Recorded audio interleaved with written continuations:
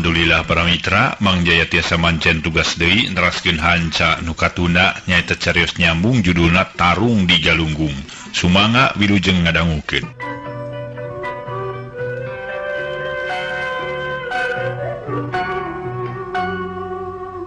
Harita teh nuju tarung teh di Tegal Pecangnya di tempat pamainan ngadu hayam teh da kitu para wargi. Tina main antukna sok aya kemang beureum buah buner.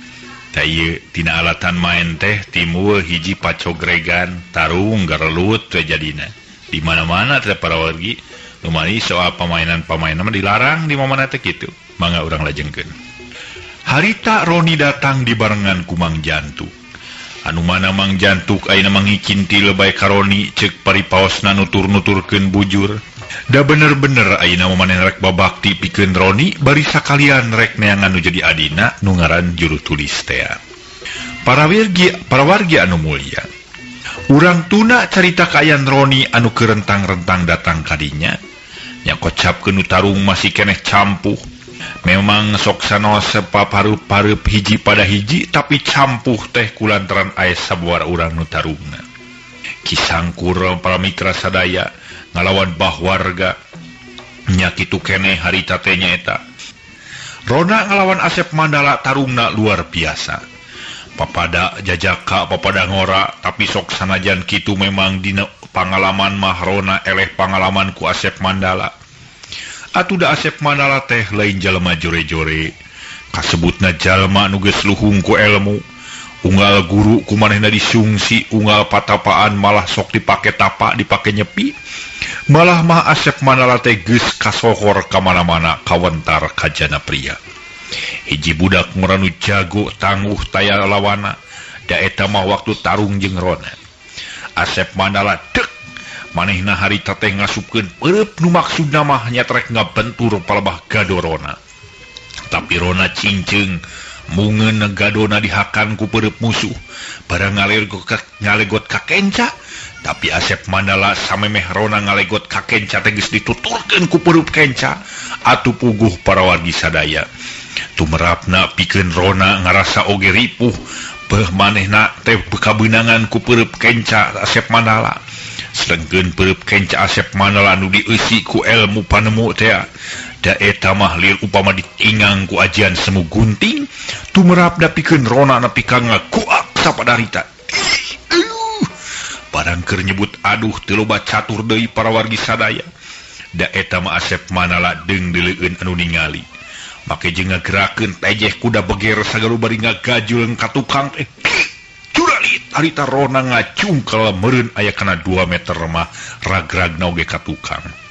Ngageblugna palebah datang teh bujurna heula. Da eta mah sorana ge ngageblug lirna ka asak murag tina tangkalna sanes bobodoan. Harita tapi Rona dasar manehna diwarah ku Kisangkur jeung boga pangalaman ti Aki Supi teu loba catur deui jerig-jerig manehna nangtung deui. Kurang asem sia. Si Rona moal mundur sasiku moal ngejat satunyang beas. Montong loba tingku kubuk baraya. Lamun Anika bener-bener jago, sok geura asup ieu si Asep Mandala ieu. Sok. Sat harita Rona nyerang deui nyata make jurus susun. Da ieu mah jurus susun anu dipadukeun jeung jurus tugar gunung. Tumerapna lamun lain ka Asep Mandala mah geus tinangtu. Narasa hareugeun lantaran heserek nahan numbana rok diserang. Kabeh jalan kabeh da ieu mah para wargi sadaya. Jurus susun teh para wargi nu dipadu jeung jurus tugar gunung. Harita Rona nyerang ka Asep Mandala memang kilatna luar biasa nepi ka Asep Mandala teu bisa ngelid-ngelid acan nya anteu anta parah deui para wargi. Barang Asep Mandala nahan leungeun kenca Rona ku leungeun katuhu Rona asup kana palebah pisan kana dadana puguh atuh sakuat-kuat nage jalma diingang ku jurus tugar gunung. Da ieu mah lamun lain Asep Mandala harita ge rujad palebah ijana. Tapi buhan Asep Mandala mah geus jelema anu kuat ditingang kuno kitu teh ngan saukur ngadayag dagah ka tukang. Tapi barang ngadayag kitu teu loba catur deui. Rona ngagajleng manehanana ngagunakeun tuur da ieu mah geus teu walakaya deui para wargi sadaya. Tuur asup pisan kana gado Asep Mandala ku tarik-tarik ngajileng rona nepi ka bisa mihika saibas dada.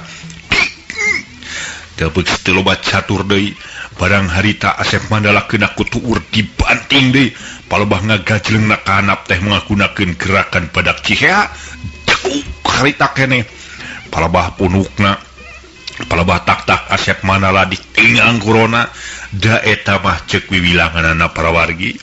Ceuk nu bohong ceuk nu songong teh mah nepi ka ngabebes suku Asep Mandala kana taneuh bakat kuat-kuat nanu ningang jeung kuat-kuat nanu ditingang.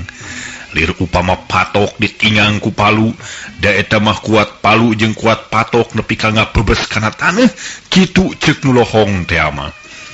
Memang Asep Mandala lain jalma jore-jore, manehna nyaho diserang sababaraha kali ku musuh den kabeunangan, terus harita ngajaul ngagajleng sababaraha lengkah ka tukang, bari jeung narik napas manehna tuluy nyarita deui. Kurang asem sia, nyatana da andi kate jago geuninganan. Nu tarung eueuh nu eleh itu ieu pada jago atuh nya kitu deui urang dongengkeun perkawis Ki Sangkur ngalawan kabah warga, Ki Jala ngalawan Madrawi, Sahmad ngalawan Ading. Wah para wargi sadaya kabeh kabagian hiji ewang lantaran nu keur ngadu hayam bah warga jeung Asep Mandala teh nyaeta para wargi sadaya kabeneran pisan diserang ku Ki Sangkur saparakanca. Demi nu tarung sakitu rongkahna atuh harita Roni nyamperkeun bareng pisan jeung Mang Jantuk. Kumaha mangakalanna nya Mang Jantuk sedengkeun nu tarung sakitu rongkahna. Kujang ari itu saha itu geuning sarimbang pisan jeung Kujang. Perkawis eta ke ku abdi diwartoskeun Mang Jantuk. Tantos ku abdi diwartoskeun perkawis eta. Mung sadajan diwartoskeun abdi tetep yen eta teh keur ngomong kitu para wargi sadaya teu kanyahoan kolebatna eta mah ujug-ujug jauh we nu neungeul.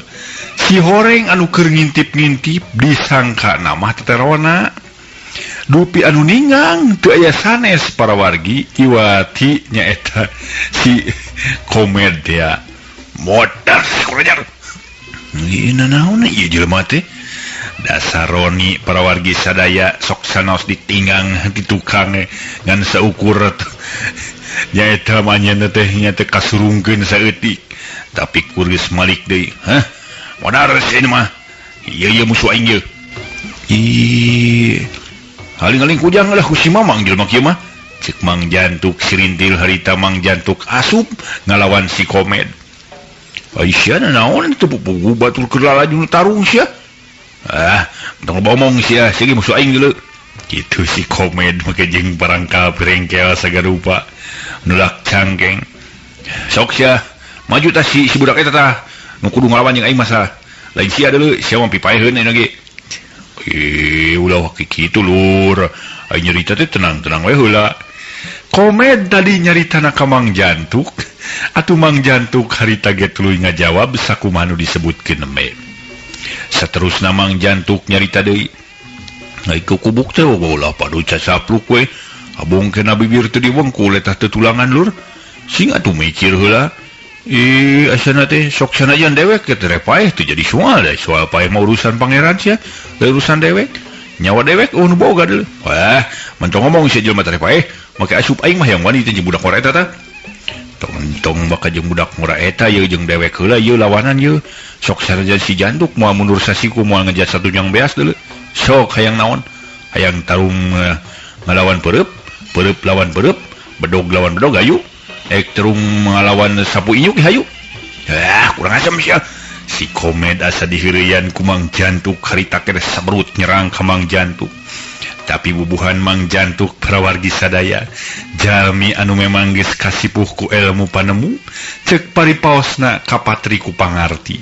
Da eta mah gerakan-gerakan si Komed waktu rek nyerang ka Mang Jantuk sakilat barang rek ngagajleng teges di iheulaan manten di paling gerakan ku Mang Jantuk atuh puguhngan sagebrage si Komet ngajurah roh lantaran waktu rek ngagajeleng nyerang teh kapihulaan manten ku gerakan ku paling gerakan maksudna derengkas bari jeung harita keneh Mang Jantuk teh Depok para wargi sadaya ngagunakeun gerakan sapu jagat nu marapna pikeun si Komet ngagabru sapada harita. Barang geus ngagebru gajeleng harita Mang Jantuk ngagajeleng si Komet ditumpakan pada harita bari leungeun ditalikungkeun ka tukang. Modar sia ye. Aduh. Kurang ajar. Lanjutkeun jaleungeun ai. Si Komet anu keur harita teh ngadapang bari leungeun dikatukangkeun para wargi sadaya ditumpahkan atuh teu walakaya. Sagoja sajago-jagona ge jelema bari ditumpahkan kitu mah ripuh nu aya. Lesutkeun sia kurang ajar. Ya lesutkeun leungeun aing. Nu matak segala-gala teh ulah sok ngajago, Lur. Ulah sok jumago jadi jelema mah ieu. Jelema mah nu ngajago deuleu. Tah ieu akibatna ieu. Sok sia dipotongkeun sia leungeun ku aing. Nyeri. Nyeri juga goblok geus sia bari jeung terus dijenggut barami jeung ditekean segala rupa. Memang ieu mah rada jauh tina eta patempatan teh. Rada jauh tina tempat tempatan. Jadi hartos nama rada nyalingker tadi mah kabeneran pisan si Komet tas maksud nama tas nyalingker ti dapuran haur teh kabeneran ningali anu sigarona disangka musuhna gitu. Harita si Komet geus teu bisa walakaya tumpakan ku Mang Jantuk. Mang Jantuk terus atuh merek motongkeun leungeunna sok sia dipotongkeun si leungeun. Nyeri leungeun we. Ulah sok nyeri geuning tarung teu nyeri sia. Da ieu karasana ieu sok nyiksa nyawa batur ge sarua nyeri deuleu. Lesotkeun sia kurang aja. Mau ka lesotkeun sia. Sagican modal mah sia ku ai. Ya siapa mau kajing di resort mah pertokok harita teh. Aduh jeung teh segala masih kesebelahan. Lamun aing teh dieu sia podaran. Wah, jauheun sia bisa modaran. Tong boro modaran sia ayeuna geus eleh sia bedeul. Nah atuh. Ku aing digere sia ceulina. Bake jeung digere segala rupa ceulina atuh pikeun si Komet harita geus teu bisa kawalakaya. Tapi bubuhan para wargi sadaya roningan saukur seuri bari jeung nyarita tos Mang Jantuk lah lepaskeun jelema kitu mah. Tuman ujang dilepaskeun malah kuriak ke urang nulungan anjing kadempet ke geus ditulungan hayo nyai gagak urang si kasebelan teh tah. Mending ayeuna mah siksa we sekalian urang talian geleungeunna. Sok urang talian. Hari eta kabeneran pisan para wargi sadaya. Eta mah Mang Jantuk mawa tali. Teu loba catur di kerawak di talian leungeun Majang Komet atau Mang Komet teh. Barang geus di talian atuh puguh kumaha ngalaana ditalikung kitu. Make jeung pageuna keur di talian teh. Geus di talian kitu mah terus atuh si Komet dilepaskeun teu bisa walakaya ngan saukur mureleng we ka tukang bari jeung ngomong jero hatena. Sia rasakeun sia di waktu sia ku aing panggih jalan pasampangan di arah sia. Ye kunaon ningali we Lur?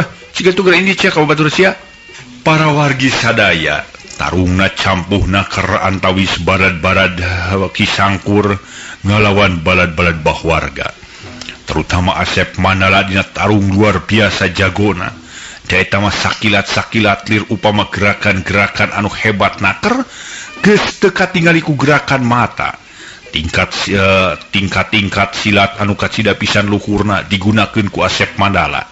Tapi Rona gesok sanajan kitu manehna bisa ngungkulan Asep Mandala dina ulin silatna sok sanajan sababaraha kali bisa kaelehkeun. Keur kitu teh para mitra sadaya. Anak gaur teh sora maung. Da eta mah nu keur tarung. Nepi ka sawak luar biasa lantaran asi coreleng lempai meureun segede domba luwih ti domba mah sanapeun kuda cek bari paosna cek nolohong teh mah kudana kuda kalde. Terus make jeung ngaluarkeun sihungna da eta mah rangeteng huntuna ngagaur sorana melengking alah batan di soranaon mah reuasna jelema nu aya di dinya nepi ka ngaburiak kabeh para wargi sadaya malah nu lalaib joge nya kitu keneh ting buriak ruas harita pikeun Roni. Astagfirullahaladzim, aing kasalahan ngagunakeun harita keneh para wargi sadaya asa anu tarung geus barudal kabeh mah nya harita ge manehanana terus nyalingker deui kana Suni bari nyokot skin. Terus di parancahan sakumaha parancah nu dibejakeun ti Aki Supi teh geus kitu mah maung teh kolebat init deui teuing ka mana initna para wargi sadaya leungit tanpa lebih ilang tanpa karana sabada asup kanu bala. Atuh kabeh jelema-jelema di dinya ting buriak aya lumpat kasa imah-imahna nu tas ningali ngaduhayam teh kabeh sararowak ningali kaayaan kitu mah keur mah anu lalajo teh tinggal saeutik untungna teh coba lamun tiga tadi ke beujeuhna pinuh-pinuhna moal teu loba jelema paraeh katincak kulantaran sewak-sewakna ningali macan anu sakitu lempaina.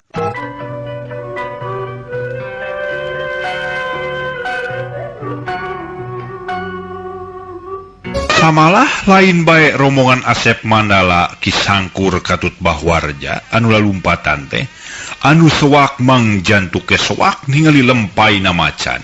Tapi kulantaran manehna mah deukeut Roni harita teh teu sieun-sieun teuing barang ningali Roni ngareles eueuh teh mang jantuk anu hookeun ningali macan teh nepi ka solohok bengong boy barang harita keneh terus atuh barang ngalieu Roni geus eueuh kemana si Kujang ieu? Roni kaluar deui tina rungkun. Ai si Kujang das di mana? Sewak mang ieu duh. Aya macan Kujang. Mau abdi tos kahampangan ieu ti dia tina rungkun. Waduh, sok ngaruruwa si Kujang mah. Aduh, mikanya. Nah, teu katinggal gitu abdi ka anak-anak rungkun bade kahampangan. Oh, nu mata Kujang. Kumang teh teu katingali. Lantaran eta ningali macan, manusia kitu gedena jeung coreleng, koneng belang, ya koneng hidung belang, sawa kemang kakara ningali umur-umuran ningali macan gede-gede teuing, rangeteng huntuna. Tos emang teu naon-naon ieu kitu. Abdi mah da abdi ge ningali nu matak, tapi abdi mah tenang we kumargi ceuk pamikir abdi, da macan moal rek ngarogah ka urang, lamun urang henteu codeka ka manehanana. Si Kujang, macan teh pikiraneun yeuh. Tong ulah sok sabaran ningali macan mah urang teh kudu siap-siap tatan-tatan. Tadi si Mamang terek ieu malah Mamang terek naik kana tangkal itu tuh tangkal beuteuy. Lah yang nyaho we, moal bisa ngudag sugan ngatangkal beuteuy mah tapi kulantaran macan kaburu eueuhnya. Kadi itu tuh rungkun itu tuh Kujang macan teh asupna teh. Nya tos we atuh geus kitu mah yeuh urang teraskeun perjalanan urang. Oh, nya tapi ngaburiak jadinya nu tarung teh. Nya mana kitu ge painten aya pitulungna tinu kawasa. Ngaluarkeun macan teh maksana mah sangkan misah nu tarung lamun dipisah kitu we mah anu kersa misahna paling-paling kabarerangan panginten nya tuh upami kitu mah urang teraskeun atuh lah lalampahan urang teh teraskeun ka mana ari mah jantu nya eta nya mamanya kumaha si Kujang we lah tadi ge mang disebutkeun nutur-nuturkeun bujur Kujang we ka mana si Kujang ini jamang ilu kitu tah.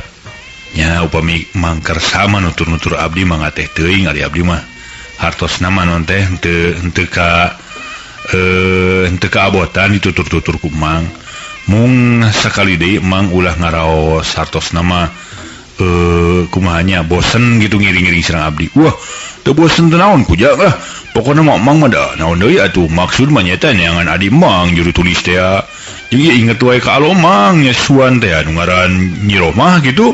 Muatak mang teh perkawis Nyi Rohmah mang malah abdi kantos aya dongengna keke aku mang gitu cing-cing dongengkeun ka mang paralak kabeh didongengkeun kalakuan nu baheula waktu manehna keur nganjrek di Aki Supi kungsi nyanterkeun Nyi Rohmah ai kutat si Kujang parantos nganterkeun suan mang nu mawi parantos mang ta eta dongengna teh. Astagfirullahaladzim. Atuh kena si Kujang sirang bapana nu ngaran juru tulis. Ningal mah parantos namun kena kieu mah teu acan. Kumargi nalika abdi nganterkeun teh nya harita teh diurug ku balad-balad dak Kisangkur sapara kanca. Gitu. Keke balad Kisangkur kalabat Madrawi. Sumon lepat sanes Kisangkur namung Madrawi. Nya nuju harita mah Madrawi sareng Kisangkur teh nuju ngahiji keneh. nya tiasa jalan begitu madu jang. Oke. Eta ka mana atunya lah Ki Adi teh? Jeung deui Nyi Rohmah teh ka mana mang meuli geus papanoneun ceuk paribasana. Ngadago-dago tah. Da mun nyemut ceuk pariposna nyeri buung sesongeteun bener-bener jang. Da kitu hayang papanggih jeung jadi suan teh kitu. Jeung dia emang teh maksudna mah rek neang ka ditu neang jadi adi teh sangkan balik ka lemur mang ka ditu. Kahur pugur dirancaike kitu mata koge. Caritaan Mang Jantuk panjang lebar ngobrol bari lempang teh. Estu ningsal sena kereduaan eueuh nu ngaharu biru. Da memang kanyataan anak kitu dua jelema teh keur ngayakeun nyaeta hartosna mah ngalalana. Maksud jeung tujuan mah eueuh deui rek neangan roh mah jeung juru tulis teh. Tuna carita kaayaan Roni anu keur kuralang kuriling. Manehanana tetep mikir jero hatena di mana nyangancikna roh mah rek tuluy diteangan. Maksudna mah hayang ngagumbirakeun anu jadi bawaturanana anu ngaran Mang Jantuk. Aina urang tuna carita kaayaan Roni anu keur kuralang kuriling kocapkeun para mitra sadaya di tempatna. Mun zaman ayeuna mah meureun di kanangna sorangan. Di markasna Asep Mandala harita hohoak luar biasa. Kurang asem dah. Aya wae deui. Lain-lain aya Madrawi. Mang Madrawi aya tadi anu saurang deui teh budak ngora teh saha teh? Moatak teh. Asep eta teh mun teu lepat mah. Sirona teh. Anak murid Ki Sanggur malahnya sarua murid jeung ari teh mang malah kungsi tarung jeung mang. Kurang asem ilmu panemuna mah hebat oge. Sok sanajan teu mapakan ilmu nu aya di kuring, tapi aduh eta ilmu panemuna hebat luar biasa. Lah, tapi da percandan atuh Asep mah wah, waleh tandingna atuh Sep. Sok sanaos jeung nu kumaha ge. Lamun tadi diperpanjang we tarung kira-kira aya 2 gebrakan deui, moal teu ngajurah roh manehna tah ku yang getih nyawa paturai jeung raga. Disejadi kana kitu. Harita Asep Mandala dipuji beak-beakan ku Madrawi. Si Kemed Katut Sujai atuh ngarasa bungah taya papadana. Asep Mandala tuluy harita teh lain-lain aya hayam urang ka mana eta? Anu ngaran si Cakra. Oh, nu badak. Kumang parantos dibantu na tu Asep. Sujai harita nyarita. Oh syukur atuh kumang di bawa mah. Kudu hidang gitu mang Sujai lah nuhun lah. Dibawa ke mana mang?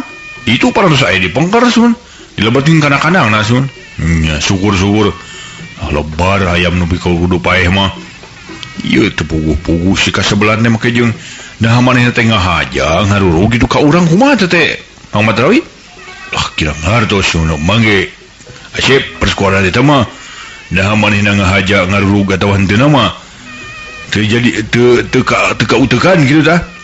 Harita Asep Mandala nyarita deui sabada ngadengekeun caritaan nyaeta pakacar-pakacarna atawa usung esangna nu ngaran Madrawi Katut Saparakancana. Ieu pamadegan kuring Mang Madrawi. Lamun manehna maksud ka kuring rek nyerang ya ulah samatkan ya hiji waktu patepung di jalan Pasampangan di Podaran kabeh. Ya, saya kitu we sumun Asep lah. Tapi ai saur pamikir si Mang masih gana teh sahandeuna bae aya kakeheul ka Bahwarja jigana mah. Lantaran aya beja cenah. Anakna Bahwarja nu ngaran Nyimirah teh kungsi rek dikawinkeun karona. Ngan harita teh Bahwarja ngarasa kurang sugema karona lantaran rona teh kasebut jelema anu hartina mah cruk-crek ka awewe sajen kitu tah. Jeung Nyimirah ge cenah maksudna mutuskeun hubungan. Barang ngadenge caritaan dia Madrawi atuh Asep Mandala seuri ngambari ngabarakatak. Mobok mangi gorowong aya jalan komun tas ye. Bisa nyeun pucuk digirang gaya kieu atuh Mang Madrawi. Nah kumaha kitu atuh Asep? Da soalna ayeuna kieu Bahwarja pan geus deukeut jeung urang. Soal tarung ngadu hayam teu jadi urusan. Da eta mah ngaranna ge ngadu nya. Hayam jeung hayam musuh, tapi urang pan jeung Bahwarja teu musuh. Oh, laras Asep, terasna kumaha gitu? Aina bahwarja tempel ke urang. Aina urang mancing di jelema nu ngaran Sirona hayang nyaho nepi ka mana urang jajal kapinteranana. Tumanta si kasebelan teh. Soalna mah lah. Kuring mah teu geunah penasaran Mang Madrawi. Jelema nu ngunghak teh luar biasa, tapi da memang pai pangartina masih sanapeun eleh pengalaman. Ngan eta memang dina ulin-ulina lah hade ka asup jelema hade. Nya sumana kumaha saena we tu kumaha Asep ari mangmang ngiringan we tangdos. Ayeuna kieu urang ieu teh ka Bahwarja. Urang deukeutan nyimirahna. Ameh manehna Sirona panaseun. Da pasti lamun Sirona ka pati-pati tetep manehna ngahalaran ka Bahwarja atau santeuna terus ngayakeun pelik pangindra jala atawa pengintaian ngayakeun mata-mata pasti nunda usung esangna dirinya maksud jeung tujuanna deui ieu tipikeun naon gitu nya pikeun ngalungtik bisa naon perkembangan anu terakhir gitu dah. Mah langsung gitu mah kumaha saena we harita pikeun Asep manala boga pikiran hayang ngadeuketan hayang nempel ka nyimirah maksud jeung tujuan mah deui mancing-mancing rona sangkan manehna tambah nafsu ku ayana kitu teh.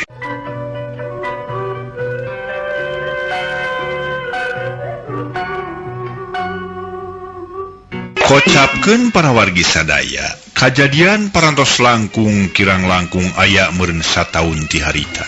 Sadaya jalmi marasi keneh aya kisangkur sapara kancana rona nya kitu keneh. Malah antukna antawis rona sareng Asep manala timbul hiji musuh. Permusuhan anu ceuk paripaosna moal kapopohokeun nepi ka iraha oge perkara urusan nyimirah anu mana ayeuna nyimirah teh parantos janten selirna Asep manala. Teu janten selir. Hiji waktos para wargi ayeuna urang dongengkeun ka hiji tempat. Nyaeta aya hiji istri ceuk paripaosna dedegna luar biasa geulis jelemana tapi make pakaian kaya jawara. Make pakaianna make celana pangsi atuh make baju kampret. Estuni kewes luar biasa. Si horeng eta teh Rohmah. Hanyeuna parantos leungit tinu jadi bapana hartos nama ini teu puguh ka mana nu dijugjug. Malah mah salaresna manehna teh aya babarengan jeung Nini Rasti. Hemut keneh para wargi ka Nini Rasti. Nyaeta bojona Aki Supi teh. Nini Rasti anu ayeuna patempatanana geus pindah lain di dinya nyaung-nyaung di hiji tempat kabeneran pisan babarengan jeung Rohmah. Samalah mah Rohmah ayeuna teh sabadakuna cicing jeung Nini Rasti teh diwarah ilmu panemu jampe pamake. Da eta mah ulin silat Nini Rasti lain bobodoan. Samalah mah harita Rohmah make jeung dibahanan hiji senjata anu kasebutna saputangan tina sutra. Ieu maunatna saputangan sutra tangtos engke baris kadongengkeun. Rohmah keur leulempangan bae jeung ngunek-ngunek dina hatena. Kurang ajar sia si Rona. Lamun seug pangih di jalan pasampangan ku aing. Rasakeun sia. Si sangkur sapara kancana ku aing baris dilawan deuleu ayeuna mah.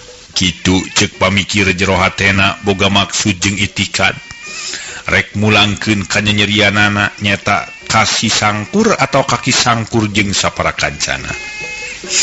Eta di Asep manala abong kena jelema jago, abong kena jelema kawasa, meuni teu boga rasa jeung perasaan. Kurang asem sia aing mung dikawinkeun dipaksa-paksa. Tapi ayeuna merasakeun sing sanu maksa-maksa ka aing ulah samat kaniaya sia. Para mitra anu mulia nu sami-sami ngadangukeun dongeng enteng. Rohmah harita keur leulempangan di hiji tempat lantaran bebeja ka Nini Rasti. Maksudna mah cenah rek ulin ngalalana sangka nambahan luang. Ku Nini Rasti ge harita teh di bere kasempetan ngan ulah lila teuing indit. Demi Rohmah barang harita inget di perjalanan aya nu poho aing anu poho teu mau senjata naon-naon tapi aing sapu tangan sutra mah dibawa mana kitu ge meureun ieu teh aya alamat anu aing ngegoreng pikeun aing rek balik we heula. Harita kene Rohmah terus balik ka beneran pisan Nini Rasti teu ka mana-mana aya we harita teh. Nini Rasti mah bari jeung keur nyeupa ngagemol we nyeupa. Nah kunaon nyai make jeung balik deui sagala. Nini Rasti nanyakeun. Numawi Nini abdi teh anu ka kantun ieu nyaeta titipan teh minangka senjata ti Nini. Tuh apaan ai sapu tangan sutra mah geus dibawa lain. Parantos sapu tangan mung ieu we nu teu acan teh. Sakin teh kudu dibawa-bawa teh lamun rek ngalalana ka mana teh. Yo ai Nini teh mikeun ka hidep teh kulantaran ngarasanya ieu nya. Ngan kitu atuh. Yo nyai urang boga senjata teh ulah dipake sakaba-kaba hartina mah. Dipake kana jalan teu bener matak mandawa ka diri sorangan. Jadi pepeujeut ti Nini ieu nya ngagunakeun ieu senjata teh ulah sakarepna. Abong kena urang boga senjata, abong kena urang boga kakuatan heug dipake ngarogah ladeungeun. Atawa sahanteuna we dipake ngaguna sika ka papada jalma. Tong boro ka jalma dalah ka makhluk pangeran oge sarua boh sasatuan jeung sajabana urang teh kudu boga rasa jeung perasaan kitu teh. Kartos pisan Nini sakumaha nu dicarioskeun ku Nini ku abdi. Tangtos diestokeun pisan. Nya syukur ari kitu mah. Sakali deui Nini teh. Eueuh deui nyaeta tu hartina mah mihapekeun teh ka hidep, pang-pangna mah mihape eta jimat. Lain mihape sabenerna mah mere ka hidep dengan ku hidep digunakeunana ulah samarangannya. Heuh berhal ka ditu rek idit mah atuh. Geus eueuh nu poho deui kawas Nini we make pohoan segala rupa. Cek Nini Rasti ti ditu namah nyinir-nyinir ka Rohmah bari jeung guyon sagarupa. Rohmah asa kaisinan luar biasa ngora-ngora keneh geus pohoan. Ieu mah saya inget kasorangan para wargi sadaya pohoan. Ang Jaya mah nanyakeun di mana pulpen? Padahal pulpen dicepeng rek. Aduh. Ampun geus kolot kieu para wargi deuh. Saur aki supi ge kaweula cenah geus kolot teh loba penyakit B deuh. Nya ieu teh alah bangsa belek, boson. Rupa-rupa. Penyakit B teh leung basa jalmi nu seueur vitamin B sae tapi seueur penyakit B mah cilaka para mitra sadaya. Mangga ieu dongeng urang lajengkeun deui etang-etang hiburan pangbeberahmana dongeng anu judulna Tarung di Galunggung. Ieu dongeng kahaturkeun ka para wargi etang hiburan wae. Harita teu loba catur deui atuh Rohmah mah init kabat maksudna marek ngalalana. Samalah ngarasa bungah make balik heula nyatakan Nini Rasti si horeng teh aya nu poho sakin teh.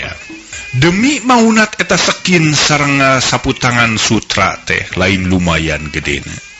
Da eta mah tangtos engke baris kadongengkeun leumpangna Rohmah teh. Lir upama lalaki we harita teh ngagedig. Ngan ngagedigna ge awewe mah kacipta kaciri bae. Dina dedeg pangadeg rada beda jangkung leutik ngajalantir. Eta mah keur mah geulis atuh.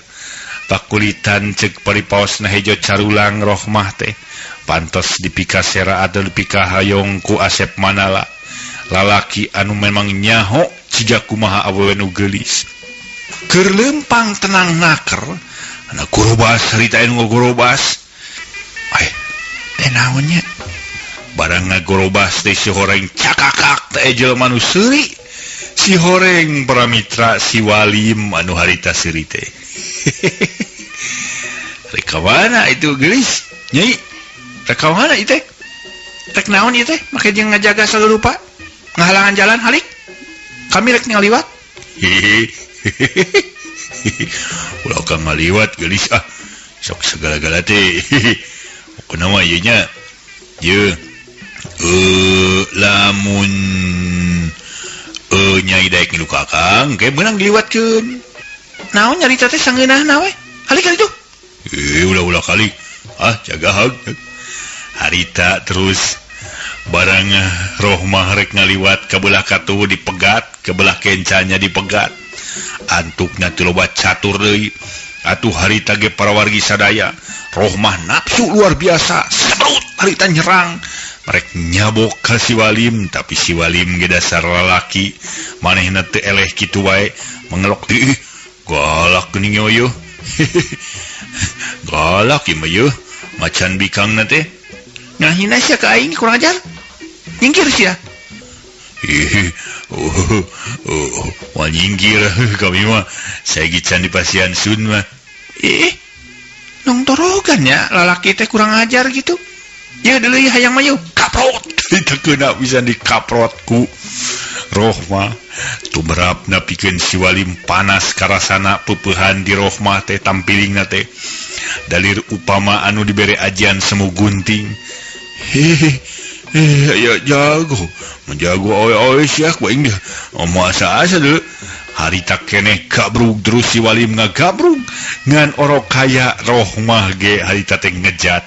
Barang ngagabrug atuh plos ngeblos mendikan nyolonton.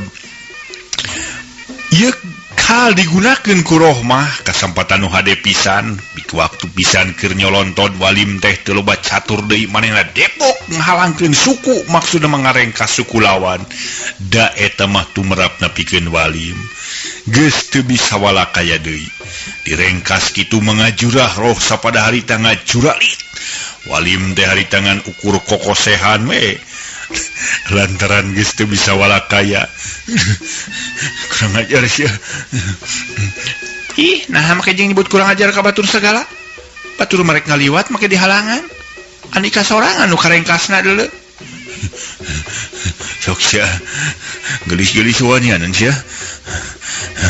Waing gabrug sia. Barang harita rek ngagabrug para wargi sadaya. Dasar atuh Rohmah ge geus siap sadia. Eta mah menideung deuleueun. Barang si Wali ngagabrug maksudna mah Rohmah harita keneh make jeung ngalegot ka tukang, malikeun awakna ka tukang si horeng nu dibikeun teh palebah tukangna. Da barang harita Walim teh krewek ngagabrug pisan. Ieu mah lain dikieuna ngadang heukna Walim. Lantaran palebah siku Rohmah jalan. Jangan oleh sia. Aing nyeri. Seulangan. Eta batu merapna pikeun si Walim seulangan. Lantaran atuh ku siku kitu para mitra saha jelema nu kuat. Sok sanajan sikuna siku leutik tapi tulang bungkul tumrapna pikeun si Walim mah geus teu bisa walakaya di pru harita ge nyuuh namru bari jeung teu inget di bumi alam. Geus kitu mah Rohmah terus nyarita. Kumayua sia lalaki teu gablek cedo, teu boga pangarti mah ngajedo gue sia. Harita keneh terus ditinggalkeun ku Rohmah. Rohmah mah init deui nuluykeun perjalananana sigana bae ujian pikeun manehna ngahareupan musuh. Kakara saumur nyunyuhun hulu, kakara saumura dilatih silat ku Nini Rasti ngahareupan musuh anu ngaran si Walim atawa santeuna bae coba pikeun manehna ujian pikeun manehna.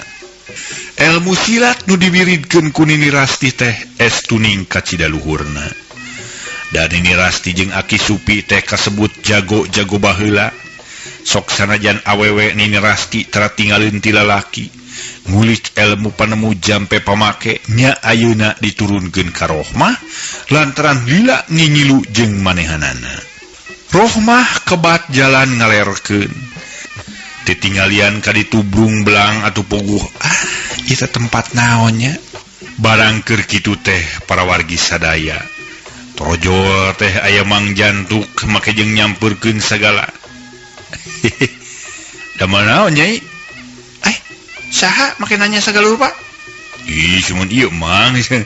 Mang bade ngiringal langkung sun hidup aya pedah di jalan we sun nyai teh. Da manaon ieu teh? Si horeng dituturkeun ku Roni.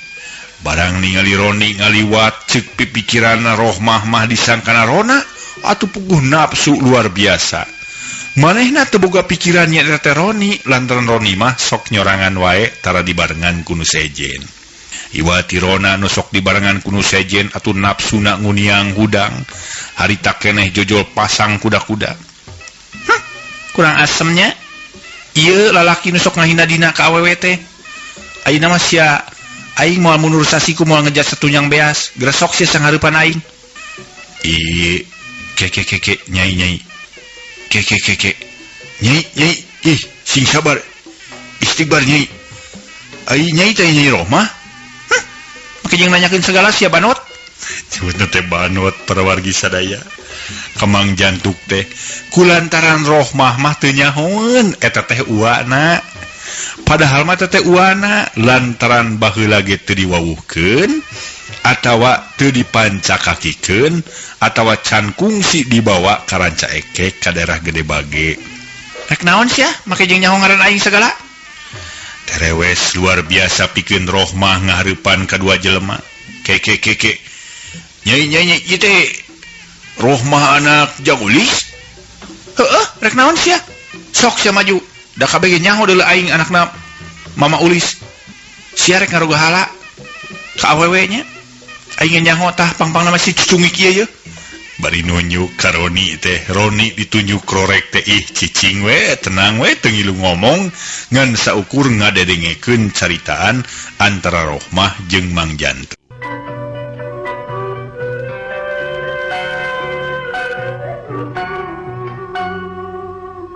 Mang Jantuk terus nyarita deui. Om, sing inget Nyai, itu uwa teh tiba heula teh keur neangan. Hah? Untung uwa 70 deuleu.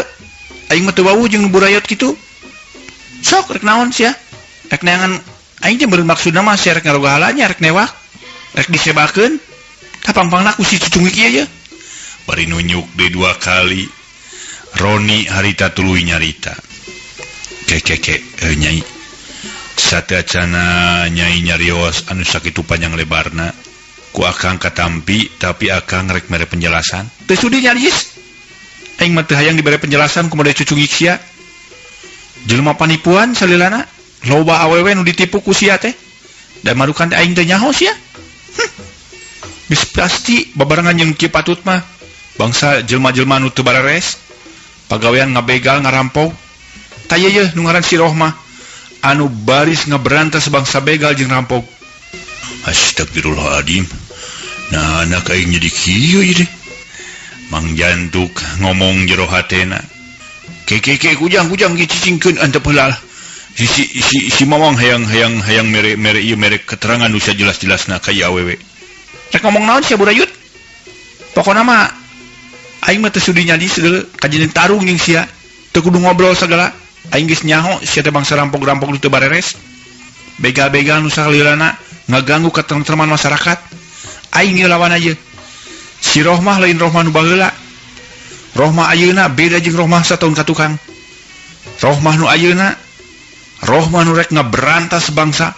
Lalaki-lalaki nu rok ngahina ketentraman wanita. Nu sok ngahina harkat derajat ngawina wanita, ngarenahkeun harkat derajat wanita. Ngaganggu ketentraman masyarakat. Si Rohmah nu baris ngaberantasna. Aduh, kumaha nya kujang ieu mang mere keteranganana serba susah ieu ka awewe kieu. Atau satu mang urang kantunkeun we. Harita ge, ayo mang. Keheulanan. Enak we nya. Ulah sangeunana nyarita teh. Sia cucungik. Aing datang ka dieu lain lantung tamuh laku. Lain nuturkeun cai kiih ka dieu deuleu. Aing boga tugas anu mandiri ngaberantas bangsa penjahat-penjahat. Tadi aing geus ngaberantas saurang anu rek wani ngahina dina, terutama ngahina harkat derajat wanita. Ayeuna mau papanggih jeung cucungik sia. Ngarasa syukur aing panggih jeung sia teh.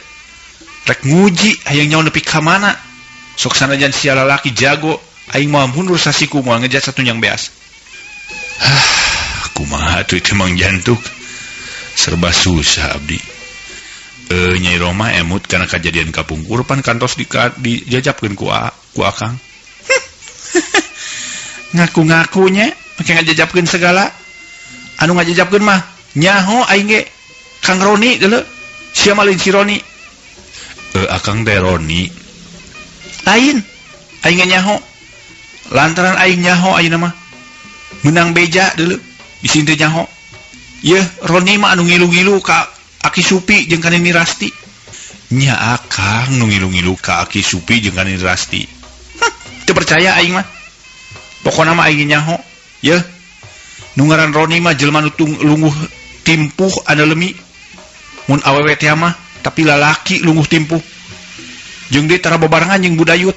Singsa nu babarengan jeung budayut, hartina mah eta teh jelema nu kurang ajar.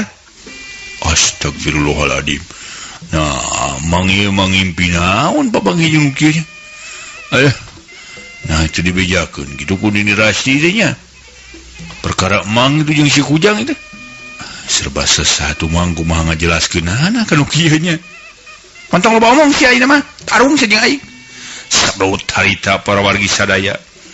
Rohmah nyerang ka Roni, tapi Roni teu loba catur deui ngalegot, maksudna mah mung nyilakakeun musuhna atawa mung nyilakakeun Rohmah. Lantaran ceuk pamikir manehna ieu awewe tengan saukur kasamaran, jeung de manehna yakin sayakin-yakina awewe ieu nu keur diteteangan ku Mang Jantu. Ngan Mang Jantuk teu bisa negeskeun, teu bisa mere katerangan nu jelas ka ieu awewe, lantaran murugul ieu awewe teu percayaeun yen eta teh sabenerna uwana.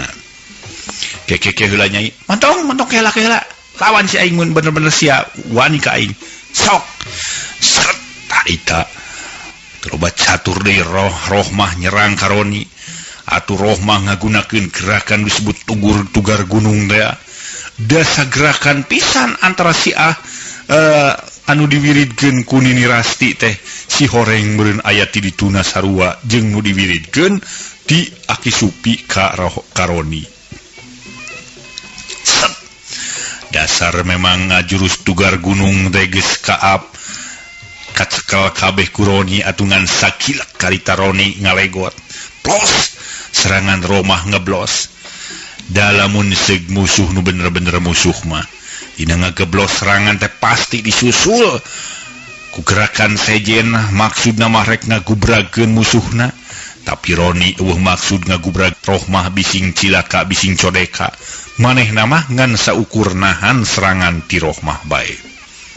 Lugat legotna pikaresepeun anu ningali, cek paripaosna nepi ka deung-deleueun ningali gerakan Roni diserang ku Rohmah. Da eta mah barang serangan tugar gunung teu hasil teu loba catur. Rohmah harita keneh tuluy mundur sabaralengkah. Seret manehna maju deui dina gerakan nyaeta nu disebut tingkatan leuwih luhur ti tugar gunung. Ngajleng sahibas dada maksudna merek nyerang make tuur ngan orokaya. Harita keneh oge Roni luar biasa reuasna lantaran ieu gerakan mah teu dibikeun ku Aki Supi ka manehna. Bari jengat cerit Rohmah atuh nyerang ka Roni ngan kulantaran uteukna jalan turut cerdas harita keneh Roni ngagup ngaragrakeun awak. Da eta mah ngagerakeun bari ngagorolong dina gerakan meong ocon teh. Terus atuh ningali musuhna ngagorolong teu lewat catur celek harita keneh Rohmah meuni entengeun pisan nincak di taneuh dan orokaya waktosna kebujeng seep.